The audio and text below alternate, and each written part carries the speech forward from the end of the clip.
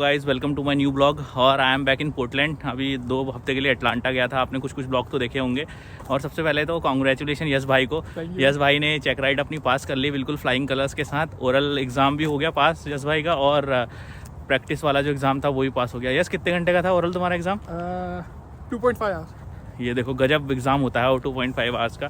और 1.7 आवर की फ्लाइट हुई थी। अच्छा, उसके बाद यश रोज़ नेविगेशन अपना चार्ट बनाते रहता था, लेकिन इसकी कैंसिल हो जा रही थी। और मैं गया अटलांटा और इसने अपना सारे एग्ज़ाम पास भी कर लिए दोनों। ये जो तुमने एग्ज़ाम पास किया, इस लाइसेंस के क्या क्या फ़ायदे हैं? इससे तो मतलब मैं pilot in command as a flight का काम करते रहो, मतलब as a pilot in command रह सकता हूँ फ्लाइट का। फिर उसके बाद मैं पैसेंजर कैरी कर सकता हूँ। सिर्फ ये जो हुआ मेरे लाइसेंस में, सिर्फ मैं VFR मतलब जब वेदर क्लियर होगा तभी उड़ा सकता हूँ। अच्छा। जब ऐसे कोई बादल या फिर ऐसा कोई कॉन्सिक्वेंसेस नहीं रहने चाहिए, सिर्फ विजुअली देख के फ्लाई कर सकता हूँ। और अगला एग्ज़ाम कैसा रहेगा फिर? अभी अगला जो है मेरा इंस्ट्रूमेंट रेटिंग, ये अभी स्टार्ट ही हो गया ऑलमोस्ट। इसमें मैं ना, अगर बादल भी हो गए, लो सीलिंग भी होगी, तो तभी भी मैं उड़ा सकता हूँ, क्योंकि मुझे सिर्फ अंदर देख के, इंस्ट्रूमेंट्स को देख के फ्लाई करना है। तो ये काफ़ी मतलब फन रहेगा इसमें तो, क्योंकि ये फर्स्ट टाइम ही होगा एकदम अलग से। अच्छा अच्छा। इसमें तो मतलब बहुत ही सारी चीज़ों पे अपने को ध्यान देना पड़ता है। कभी कौन सा इंस्ट्रूमेंट अगर कोई ख़राब भी हो जाए तो वो भी अपन को पहचानने आ जाना चाहिए, नहीं तो दिक्कत की बात हो जाती है। हाँ दोस्तों, यश जुलाई में आया था US। अभी यश को अप्रॉक्सीमेटली कितने हो गए? यश 8-9 महीने हो गए ना? हाँ। और यश ने पहला लाइसेंस अपना पास कर लिया है, और 2 लाइसेंस और बचे हैं यश के। हाँ। तो उसके बाद यश एक फुल ट्रेन पायलट हो जाएगा अपना, बढ़िया। उसके बाद यश आपको मिलेगा इंडिगो की फ़्लाइट में। यश देखते हैं भैया, जहाँ मिले वहाँ पे। दोस्तों, आज मैं और यश यहाँ पर एक ट्रेल पर आए हैं थोड़ी देर के लिए, ऐसे ही वॉक के लिए शाम को। बहुत ही लंबी ट्रेल है ये। बीवर्टन किंग्स कोर्ट से चालू होती है और अगले 3-4 माइल तक जाती है। तो ऐसे ही बढ़िया टाइम पास हो जाता है इसमें। और अलग अलग बीच में फुटबॉल का ग्राउंड भी आता है, रोड भी क्रॉस करते हैं हम लोग। तो अलग अलग सीन्स रहते हैं यहाँ पे।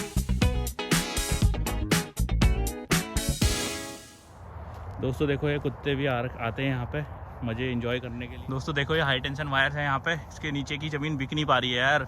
किसी को प्लॉट चाहिए तो सस्ता में मिल रहा है इसके नीचे वाला।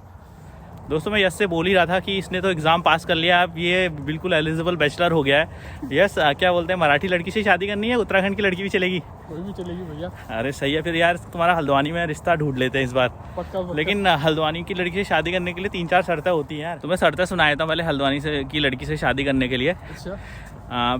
तुम्हें सबसे पहले तुम्हारा हल्द्वानी में घर होना चाहिए। ओके। तुम चाहे US के प्रेसिडेंट भी क्यों ना हो जाए अगर, और हल्द्वानी में तुम्हारा घर नहीं है तो तुम्हारी शादी नहीं हो पाएगी भाई हल्द्वानी की लड़की से।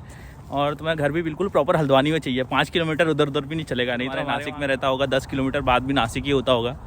हमारे वहाँ। और अगर ऐसा रहा तो हल्द्वानी में तो घर ही नहीं रहेगा कोई लेने को मेरे टाइम तक तो। कोई बात नहीं, तुम्हारे लिए ज़मीन कहीं से करवा देंगे यार हम इंतजाम। यस, हमारे वहाँ हल्द्वानी में कैसा सीन है ना कि बिल्कुल प्रॉपर हल्द्वानी में घर होना चाहिए। एक जगह है वहाँ पर लामा चौड़, जो हल्द्वानी से बस 10 किलोमीटर दूर है। मतलब अगर मेन पॉइंट से, तो लोग उसको भी हल्द्वानी नहीं मानते, समझ रहे हो? तो हल्द्वानी का वैल्यू तो ये है, हल्द्वानी का वैल्यू।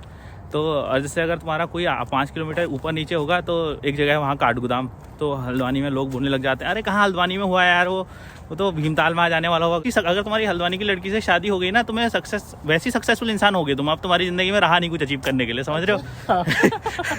ये। और दूसरा क्राइटेरिया ये है भाई, हल्द्वानी की लड़की से शादी करने के का तुम्हारा पैकेज होना चाहिए तगड़ा। अच्छा। क्योंकि जब तुम लड़की देखने जाओगे ना, हाँ? तो तुम्हारी सास सबसे पहले तुमसे यही पूछेगी, डायरेक्टली तुमसे नहीं पूछेगी पैकेज कितना हुआ इनका वैसे। अच्छा। हाँ, अब तुम्हारा पैकेज डिसाइड करेगा कि तुम्हें चाय के साथ पार्ले जी बिस्किट मिलेंगे या गुड डे बिस्किट मिलेंगे। अच्छा, अच्छा। और हल्द्वानी की लड़की से शादी करने के लिए तुम्हें क्या नहीं करना है ये बताऊँ? हाँ? तुम्हें कभी ये नहीं बोलना उसके मम्मी पापा से कि यार इसको पहाड़ की साइड ले जाएंगे कभी। वो बोलेंगे अरे यार ये तो इसने पहाड़ देखा ही नहीं हुआ, ये तो हल्द्वानी में रही हुई बचपन से। हाँ, हल्द्वानी की लड़कियाँ हल्द्वानी से नीचे को जाने को ही नहीं देखती। मतलब आगे कोई चलेगा उनको दिल्ली वाली साइड को, तभी तुम उनको नॉर्थ पोल पे ले जा लो, वहाँ रहने के लिए तैयार हो जाएंगी वो। लेकिन उनको गाँव जाके नहीं रहना पता। अच्छा अच्छा, फिर वो तो कोई दिक्कत वाली बात नहीं। हाँ, तुम तो नासिक में रहते हो तो तुम्हें कोई दिक्कत होगी नहीं। दिक्कत हमारे वहाँ के लोग। एक मेरा दोस्त था इन्फोसिस में। हाँ? पुणे में 1 बेडरूम अपार्टमेंट था उसका, या 2 बेडरूम अपार्टमेंट था। हल्द्वानी में घर नहीं था उसके पास। अरे बाप। भाई शादी नहीं हुई उसकी 6 महीने 1 साल तक हल्द्वानी की लड़की से। लास्ट में उसने होप छोड़ दी। फिर उसने बाहर की किसी लड़की से शादी की थी, लेकिन हुई नहीं वहाँ उसकी हल्द्वानी में शादी। भाई हल्द्वानी में बहुत ही मस्त है यार घर होना। वैसे रेट कैसा है हल्द्वानी में? जहाँ हम रहते हैं पिलीकोटी में, वहाँ तो 4,000 रुपये स्क्वायर फीट चल रही ज़मीन। अच्छा अच्छा, नहीं फिर इतना नहीं ज़्यादा। ज़्यादा नहीं क्या? कोई बात नहीं, वो तो एक हो गया, sorted हो गया। हो गया। और दूसरी तो बात यस भाई, दूसरी बात मैं वही बताया था, पैकेज वाला। पैकेज अब तुम्हें मतलब पैकेज इतना करना है भाई, गुड्डे के बिस्किट मिल सके तुम्हें चाय के साथ, नहीं तो तुम्हारी सासू माँ अगर तुम्हें पार्ले जी की बिस्किट खिलाएगी ना, हाँ? फिर शादी समझ लेना कैंसिल ही है। वहाँ ऐसे डिसाइड हो जाता है कि घर लड़के वाले मान रहे हैं या नहीं मान रहे हैं करके। अच्छा। अगर लड़के वालों ने चाय के साथ तुम्हें गुड्डे सर्व कर दिए तो समझ लो उनकी तरफ से हाँ है, पार्ले जी में मतलब नहीं है। दोस्तों हम ये चलते चलते एक डे केयर सेंटर के पास आ गए हैं। यहाँ पर थोड़ा सा ऐसी खिलौने विलौने रखे हैं।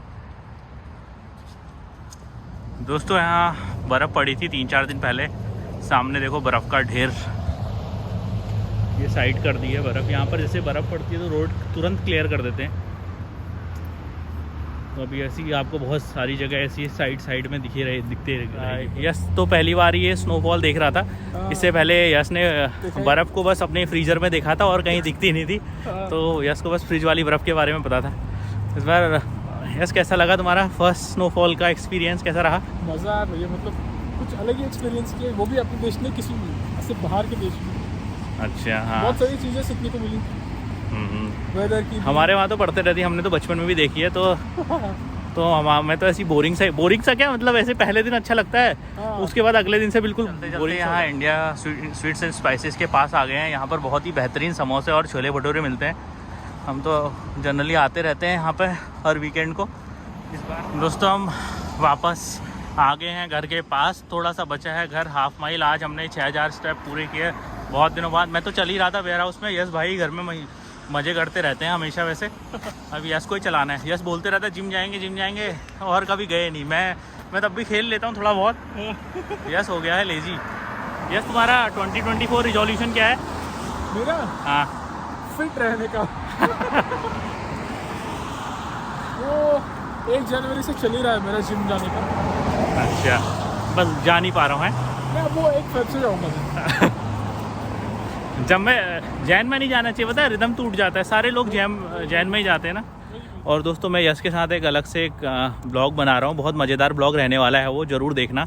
बहुत सारा इन्फॉर्मेशन मिलेगा आपको और एक नया ही एक्सपीरियंस रहेगा सबके लिए, और हल्द्वानी के बच्चों के लिए खासकर बहुत ज़्यादा इन्फॉर्मेटिव रहेगा।